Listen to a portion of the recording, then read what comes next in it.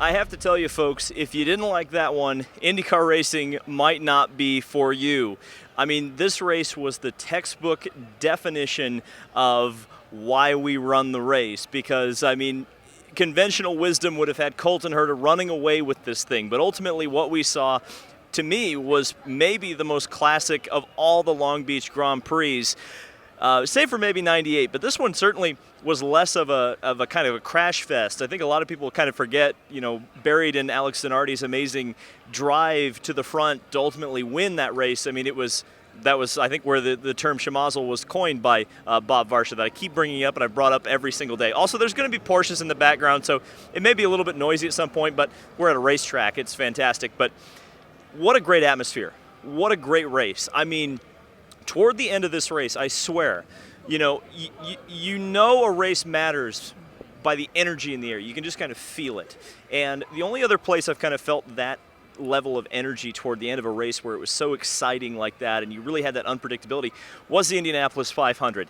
And it does not surprise me in the least now at all. I mean, it didn't before, but when people call this race the second most important race on the IndyCar calendar, I know exactly what they mean now. This is a big deal, and it's a big race, and people were laying it on the line to win this thing, and ultimately, one person did. But we have to talk first, I think, about Colton Herta. I mentioned yesterday, the big story going into this thing was who is going to beat Colton Herta? And as my pal Katie said in the comments on the most recent video, it was ultimately Colton Herta who beat Colton Herta. And, that's what I said in the video yesterday. I mean, that was the big thing I saw. It's Herta's Achilles heel. He had that mistake in the pits where he was going to go into someone else's box. I mean, it didn't cost him too much time, and quite honestly, I think Palou had the better strategy anyway to be out in front because ultimately he got out in front of Newgarden as well. Both Newgarden and Colton were behind Palou. But Herta, I mean, damn. I mean, it was as close to Nashville as you could get.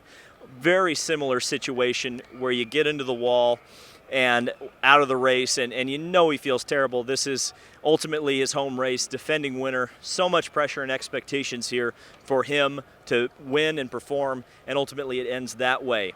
But I got to tell you, man, the battle between Joseph Newgarden, Alex Palou, and Romain Grosjean, that was as good as it gets.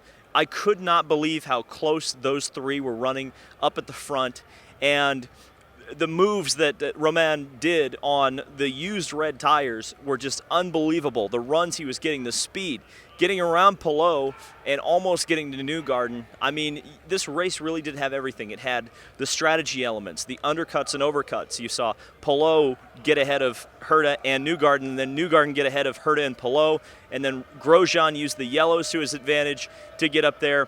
We even had an Ericsson hit us moment, except for it was Romain hit us, except for nobody hit anybody, and ultimately Marcus Ericsson, who really, I think, may have been in the catbird seat for this thing, and I think he knew it too. That's probably why he crashed.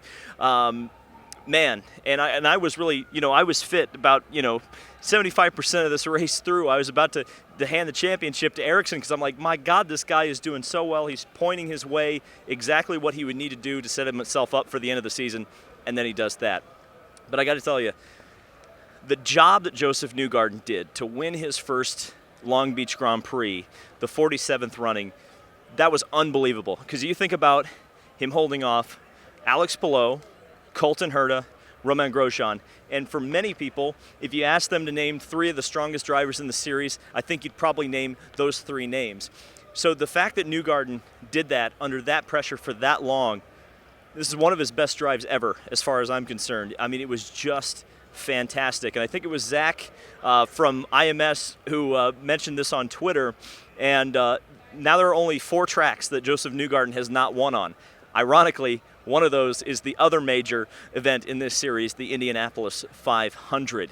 So we had some beef at the end of the race. And I guess we'll serve up some beef first because we had a bingo today, and that is that we had a car not quite into the swimming with the dolphins territory, but we did have a car in the fountain. Simon Pagenaud, ironically, the 60 car, the same car that in 2019 was in the fountain with Jack Harvey. But Pagenaud was none too pleased with one Takuma Sato. We've got comments from Simon, and we've got comments from Takuma, and you make up your mind who was right and who was wrong. Oh yeah, well I got TV time for that, didn't I? Yeah. Well, you know, I got Sato'd. I had the corner ahead of him. I gave him plenty of space in turn one, but you know, Sato had to turn on me to put me in the grass there. So it's really unfortunate. We had a decent race going till that point, but it is what it is. I'm gonna keep being aggressive, and next time it'll be him in the grass. Well, it's up to IndyCar. They didn't give me any penalty, so I guess that was a racing incident. I gave him a room into turn one, turn two. We're side by side, always great fun. But go to the fountain. If you are optimistic on that, you're gonna be like that. I tried to give him a room just before getting into the fountain, but he was way too fast on that. So now that we've had that happy, healthy helping of protein-laden beef, grade A stuff, Moonhead would be dinging the bell, I think. Let's look at the results of the 47th running of the Long Beach Grand Prix. Joseph Newgarden, as I mentioned, just a fantastic drive to hold off Romain Grosjean and Alex Palou, rounding out that podium position. Will Power, who you'll hear from later on in this video, another great drive from the street course master in this series. And Pato Award, I have to give this guy a big shout out. I mean, it seemed like Arrow McLaren SP has struggled mightily on these street circuits recently, and Pato pulling out a 5th place. He doesn't have a home race yet. They're not racing in Mexico City yet for IndyCar, but I mean, I can tell you the Pato fans were out in force. A lot of Mexicans and Mexican Americans are really behind Pato Award, and I gotta tell you, that guy could be a star if they market him right. Scott Dixon in 6th place. He was really trying the strategy game quite hard. Didn't quite work out for him, but hey, 6th place is a lot better than where he started. Graham Rahal, who crashed in the morning warm-up, and ultimately, hey, a top 10, that's not too bad. Alexander Rossi, you know, everybody thought that the cartoon anvil maybe was going to go away from Alexander Rossi. I guess he finished the race, and that's good in 8th position. Elio Castroneves continues to prove that he's pretty damn good around here, a quiet 9th place. Kyle Kirkwood's another driver you're going to hear from later today, a top 10 finish for the rookie. I mean, that is exceptional when you think about what happened to the rest of the rookies in this race. Felix Rosenquist looked so strong early on, but ultimately, you'll hear from him later, burned the tires off of his Arrow McLaren SP Dallara. Connor Daly and Renus VK, the two Ed Carpenter racing cars, right next to each other in the order 12th and 13th. Scott McLaughlin, just a miserable day for him. He blew an engine in the morning warm-up. They had to replace that, and then ultimately spun out at the hairpin. A terrible day for the driver that finished 1st and 2nd in the 1st and 2nd races. Jack Harvey is another driver you'll hear from. It looked like he was moving quite fast at the beginning of the race, but really had trouble. Last car on the lead lap. Tatiana Calderon was a finisher, and that's more than a lot of people can say today. Really, frankly, she stayed out of trouble as well. Wow, those Porsches are noisy. Takuma Sato, certainly you heard the beef with him. Christian Lundgaard, who just had a terrible day, didn't do too well. Simon Pagenaud, of course, with the beef with Takuma Sato. Grade A stuff there. Jimmie the Juggernaut Johnson just had a terrible weekend, the worst weekend of all, and still playing hurt as well. Dave Malukas was the one he crashed with. Marcus Ericsson spun on his own. Colton Herta crashed on his own. Ditto Callum Ilott in the 24th spot. Devlin DeFrancesco, another driver with a single car accident. And rounding out the field, Dalton Kellett for AJ Foyt Racing.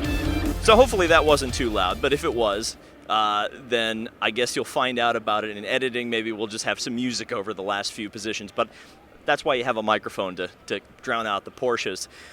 Let's listen to some other driver comments, and there's still some beef in here. It's maybe not as spicy as the stuff with Pagenaud and Sato, but I think you're going to want to hear from the drivers after the race. I said to someone at the beginning of the race that if we finished 12th, it would be like a win for us, because this track has obviously been one of our toughest ones.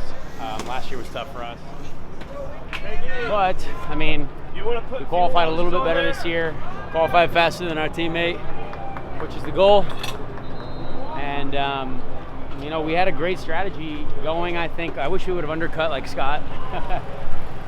but we had to do what we had to do, you know. So I think honestly for us, it's just a solid. I just wanted to get this race away because I know that we've struggled here, and you know, we did the best I think we could for sure with what we had. I've never had a bigger save in my life than what I did trying to pass Jimmie when he was a lap down.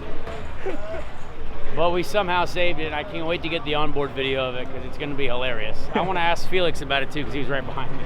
Yeah, I mean, it's a tricky day starting P20. You know, there's not too much to do on strategy. At this track, it was pretty much a two-stopper with small windows. And I mean, at the end of the day, I'm happy that we finished the race and moved forward. And you know, we're just trying to put our 45 Hy-V Honda as far forward as possible. But not a great weekend for Rahal, Letterman, Lanigan Racing. I know Graham pulled out P7, but you know, he started a few spots higher than we did. So I don't know, just kind of disappointing weekend. How do you feel going into Barber? Optimistic because it can't get worse. It was a good day. We thought if we could get in the top 5, we'd be really happy, considering we're starting 7th. So just a good, consistent day, no mistakes. Definitely wasn't the fastest car, but yeah, good enough. It seemed like it was really intense out there. Why were people able to run so close? I don't remember that ever being the case at Long Beach. It's the amount of grip, man. Like, I've never felt this grip. Like, I've never felt this much weight in the wheel. You'd hardly get lock in it when you put full tank and new tires. It's just chunked with rubber. Wow. Yeah. How are you feeling about Barber? Good. Yeah. I mean, I think it'll be tough because other teams tested there, but it's a chance to one up last year to second, and yeah, we'll see what we got, man. I'd love to get a pole or something like that. Or a win. A number 1 win would be a mega. So we'll see what we can do. Obviously, we had a tough weekend. You know, up until qualify, we struggled to find a balance in the speed. That we were strong in the race, fought back quite strongly, and then go up to the P13. That was pretty encouraging. But in the end, the VK was a fresh tire on the red tire, and then I had a 25 volt up on the prime tire. I tried to defend myself so much, but then into turn 8 we went to side by side and squeezing a bit too much, and I got on a marble. So that was a shame. But other than overall, I think we fought back again really strong. So reset again and refresh and for the next round on the Barber. Yeah, and you're pretty good at Barber. You've got a win there. How are you feeling going into that? Really looking forward to with the DCR and the first time go to the road course, I'm quite excited. Yeah, it was pretty good. We got a top 10 finish. Started P12, was gifted a couple of those. There wasn't many passes happening. I imagine it was pretty boring up front, but and because it was boring where we were at, we couldn't make passes happen. It was a big accordion effect, and everyone was bunched up. We're really solid on the red tires, though. I was happy with our performance there. Then we got on the black tires, and I think we kind of leveled out with everyone, and no one could really do anything. So, but yeah, no, super happy with the performance. We're taking awesome points this weekend towards the Rookie of the Year, and let's go into Barber with our heads up. I'll tell you, that's what's so impressive about you is that, there's less track time than there's ever been for anybody on a street circuit, let alone a rookie.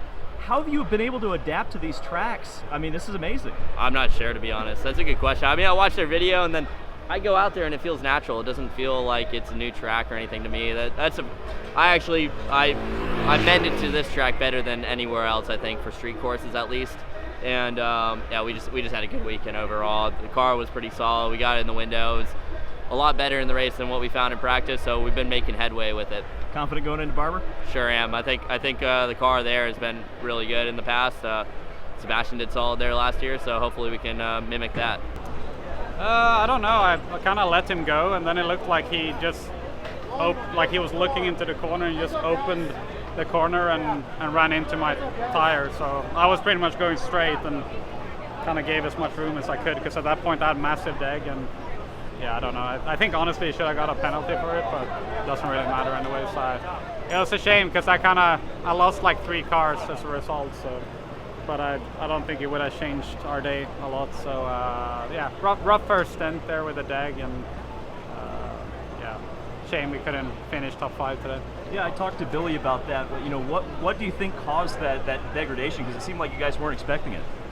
I don't know. Sometimes it happens, sometimes don't. I don't know. It wasn't like I had a massive understeer or anything, and then say after like 12, 13 laps, it just like whoop. It felt like I just lost something on the front, and from there on it just fell off completely, and just had to hang on to make it a two-stopper basically. But yeah, we have to look into. I think Pato looked strong today. So I think we have something to learn from each other, quali-wise and race-wise, and that's a good thing though. Like, if he had the same problem, it would have been even worse. So we can learn from each other there. So that concludes my coverage of the 47th running of the Long Beach Grand Prix. I have to tell you guys, this was just such a fantastic event. I'm so glad I went and covered this for you guys. I hope you guys enjoyed my coverage of this event. I will be back next year, trust me. Thank you guys so much for watching. This has been David Land on YouTube. Thanks to all the people who came up and said hi throughout the weekend. You guys are the reason I'm here, and of course, those of you watching as well. We're about to have Porsches here in about 2 seconds. You know what? I'm going to wait. We're going to wait till the Porsches come by. Hold on. Waiting, waiting, waiting. You're going to hear about 20 Porsches here. They're coming. They're coming. They're coming. They're coming. Maybe we'll get to a wreck right here. Oh, we're gonna hold on this. Here they come. Here they come. Here they come. There's a lot of noise. Where's the Porsches? There they are. Look